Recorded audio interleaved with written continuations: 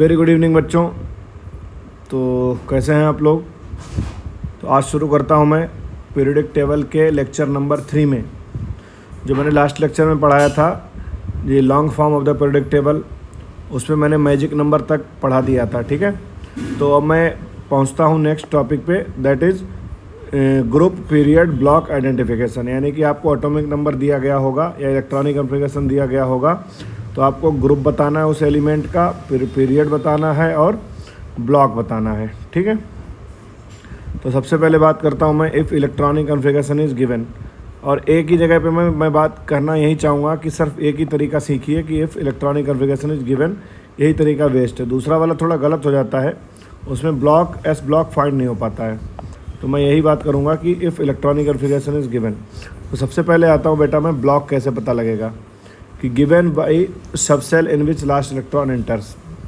जैसे मैंने S block, P block, D block, F block सब में डेफिनेशन लिखाई है आपको कि जिस सब सेल में इलेक्ट्रॉन जाएगा लास्ट इलेक्ट्रॉन वही उसका ब्लॉक कहलाएगा। जैसे कि एस सब सेल में एस ब्लॉक का एलिमेंट है तो उसके लास्ट इलेक्ट्रॉन कहाँ जाता है, एस सब सेल में। पी ब्लॉक का एलिमेंट है उसके इलेक्ट्रॉनिक कॉन्फ़िगरेशन में लास्ट इलेक्ट्रॉन कहाँ जाता है, पी सब सेल में। ऐसे ही डी में, ऐसे ही एफ में। और पीरियड कैसे पता लगाओगे कि लार्जेस्ट प्रिंसिपल क्वांटम नंबर, जैसे कि उसमें n की वैल्यू होंगी, जैसे कि 1s2, 2s2, 2p6। ठीक, तो जो सबसे बड़ा प्रिंसिपल क्वांटम नंबर होगा दैट इज़ n, वो उसका पीरियड होगा उस एलिमेंट का। एग्जांपल्स करेंगे तो और ज़्यादा समझ में आएगा।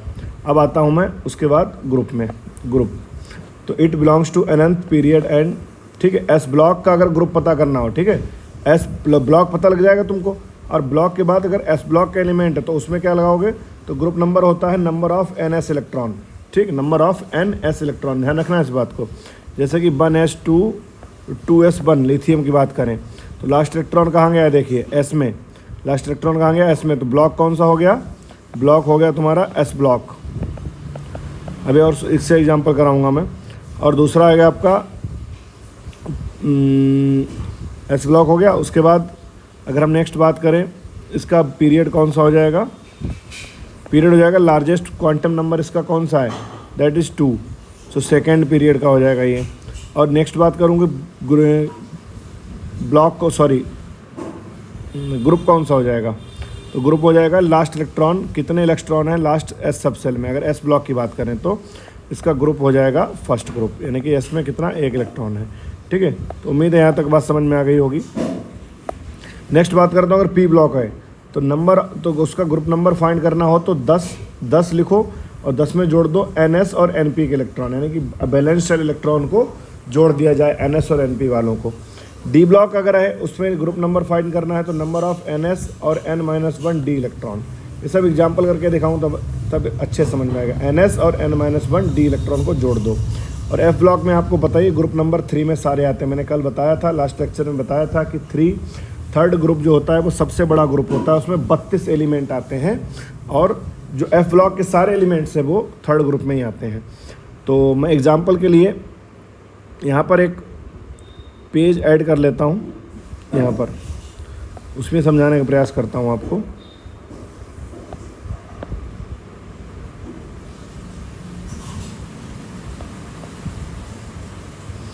कोई बात नहीं, जैसा कि ब्रोमीन का ही लिया गया है यहाँ पर। ब्रोमीन का इलेक्ट्रॉनिक कॉन्फ़िगरेशन Z बराबर 35। यहाँ पे लिख लेते हैं 1s2, 2s2, 2p6, 3s2, 3p6, 4s2, 3d10, 4p4, 5p5। अब लास्ट इलेक्ट्रॉन कहाँ गया है, 4p5। लास्ट इलेक्ट्रॉन कहाँ गया है, p सब सेल में। तो ब्लॉक कौन सा हो जाएगा बेटा, p block. Last electron enters in p सब सेल। पीरियड कौन सा हो जाएगा, सबसे बड़ा क्वांटम नंबर कौन सा है, तो n की वैल्यू 1 है, n की वैल्यू 2 है, n की वैल्यू 3 है, n की वैल्यू 4 है। तो सबसे बड़ा quantum number, principal quantum number कौन सा है, 4। तो सेल कौन सा हो जाएगा, इसका पीरियड कौन सा हो जाएगा, फोर्थ पीरियड। ठीक है, ग्रुप नंबर पी सब सेल में इलेक्ट्रॉन गया है, कहाँ गया इलेक्ट्रॉन, पी सब सेल में। तो पी सब सेल में अगर जाता है यानी कि पी ब्लॉक एलिमेंट है तो उसका ग्रुप नंबर फाइंड करने के लिए क्या करोगे, 10 plus number of NS NP electron, यानी कि NS। देखिए NS का मतलब क्या है, ये वाला जो N की अगर हम बात करें तो ये N है ना, 4p, तो ये N हो गया। और N के P के इलेक्ट्रॉन और N के ही S के इलेक्ट्रॉन, ये N। और ये क्या D है, N-1 है, ये N-1 है, इसको हम N मानेंगे। सबसे बड़ी नंबर है ना, इसको N मानेंगे, यानी कि शेल, ये पेनल्टीमेट सेल हो गया, लास्ट लेक्चर में बताया था मैंने आपको। तो ये एन के जो इलेक्ट्रॉन है, एन के NS2 और NP5, तो क्या हो गया, इन जुड़ के इनके 5 और 2 7 इलेक्ट्रॉन, 7 + 10 4s और 4p के इलेक्ट्रॉन प्लस 10, तो टोटल कितना हो गया 17वां ग्रुप। आपको पता है ग्रुप नंबर 17 में कौन कौन होता है, फ्लोरीन, क्लोरीन, ब्रोमीन और आयोडीन। ठीक, फिर कल बाहर आई एंटी, फिर कल बाहर आई आंटी, एस्टेटाइन होगा यहाँ पर, ठीक है, आंटी, इस तरीके से। तो आपको पता है ग्रुप नंबर 17 में ये आते हैं। तो यहाँ से आप ग्रुप, ब्लॉक, पीरियड सबका आइडेंटिफिकेशन कर सकते हैं। कुछ और एग्जांपल्स लेना चाहूँगा मैं, जो आपको मैं इसमें सिखा देता हूँ।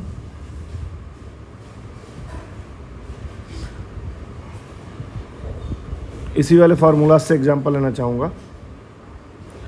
एग्जांपल लेता हूँ मैं कि अगर मान लो आपको सोडियम का एटॉमिक नंबर, ग्रुप, ब्लॉक सब फाइंड करना है। एटॉमिक नंबर 11 है तो इलेक्ट्रॉनिक कॉन्फ़िगरेशन लिखेंगे बेटा सबसे पहले 1s2 2s1 2s2 2p6 3s1, ठीक है, तो इलेक्ट्रॉनिक कॉन्फ़िगरेशन हुआ।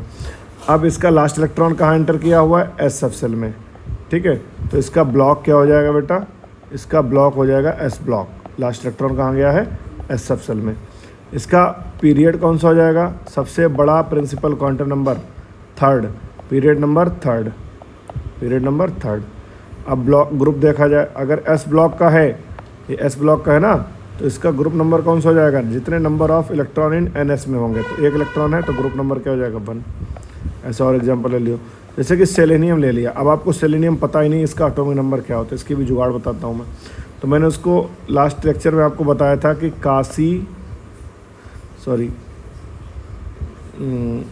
ये नहीं होगा, सेलेनियम कहाँ पे आता है, ओ स्टाइल से टीपो, तो आपको ये पता है। अब आपको नहीं पता कि इसका एटॉमिक नंबर कितना होगा सेलेनियम का, तो मैंने क्या बोला था कि इसका मैजिक नंबर होता है ग्रुप नंबर 13 से ग्रुप नंबर 17 तक जो मैजिक नंबर होता है वो होता है 8 18 18 32। तो इसका एटॉमिक नंबर पता है आपको 8 है। इसमें आप जोड़ दो कितने, 8 जोड़ दो, ए वाला 8 मैजिक नंबर, ये 8 जोड़ दो, इसका कितना हो जाएगा 16, और इसमें आप 18 जोड़ दो, 18 कितना हो जाएगा 34। इसका एटॉमिक नंबर 34 मिल गया, ये भी एक जुगाड़ है। तो इसका एटॉमिक नंबर 34, तो इलेक्ट्रॉनिक कॉन्फ़िगरेशन क्या हो जाएगा इसका बेटा, 1s2 2s2 2p6 3s2 3p6 4s2 3d10 और 4p4। 2 2 4 6 10 2 12 6 18 2 20 10 30 4 34 इलेक्ट्रॉन हो गए इसके पास। तो लास्ट इलेक्ट्रॉन कहाँ इंटर किया है, p सब सेल में, तो ब्लॉक कौन सा कहलाया जाएगा, ये p ब्लॉक। कौन सा ब्लॉक हो जाएगा, ये p ब्लॉक, ठीक, p ब्लॉक हो जाएगा। ग्रुप नंबर पीरियड नंबर कौन सा हो जाएगा, लार्जेस्ट प्रिंसिपल क्वांटम नंबर 4 ही है, तो पीरियड 4 हो जाएगा।